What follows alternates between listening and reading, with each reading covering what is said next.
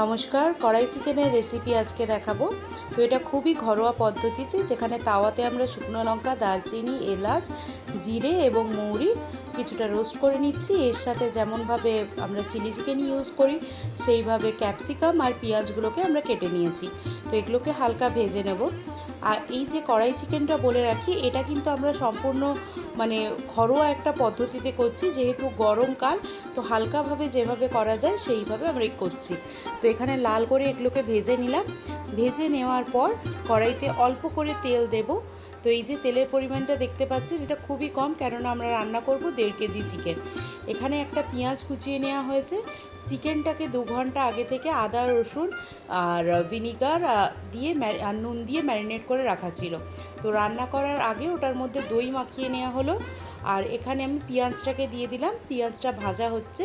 পেঁয়াজটা লালচে হয়ে গেলে তখন আমরা চিকেনটাকে আস্তে আস্তে দেব এবং ওটাকে ভাজতে থাকবো।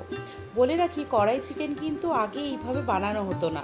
তো তখন তো আমাদের দেশে ক্যাপসিকাম সেইভাবে ছিল না। তো সাধারণত এইটা আগেকার দিনে যেটা হতো, আদা রসুন পেস্ট করে তার মধ্যে টমেটো পিউরি দিয়ে টমেটোর গ্রেভি বানিয়ে এটা বানানো হতো। তো এইখানে এখন আর কি এইটার মধ্যে ক্যাপসিকাম, পেঁয়াজ এগুলো যোগ করা হয়। তো এবার এখানে দেখতে পাচ্ছেন, এই যে 1.5 কেজি চিকেন, আমরা কিন্তু চিকেনটায় ঢাকা দিইনি, যেহেতু চিকেনের জল, দইয়ের জল, প্রচুর পরিমাণে জল বেরোবে। তো ওর মধ্যেই এটা সিদ্ধ হয়ে যাবে। এইখানে আমি গুঁড়ো মশলার মধ্যে নিয়েছিলাম হলুদ, যেহেতু আমার কাছে গোটা ধনে ছিল না। তো একটুখানি ধনে গুঁড়ো আর একটুখানি লঙ্কা গুঁড়ো। লঙ্কাটা আপনারা যে নিজের নিজের টেস্ট অনুযায়ী দেবেন। এই যে কড়াই মশলাটা, এটাও কিন্তু ঝালঝালি হয়, যেহেতু এর মধ্যে জিরে, দারচিনি, শুকনো লঙ্কা থাকে।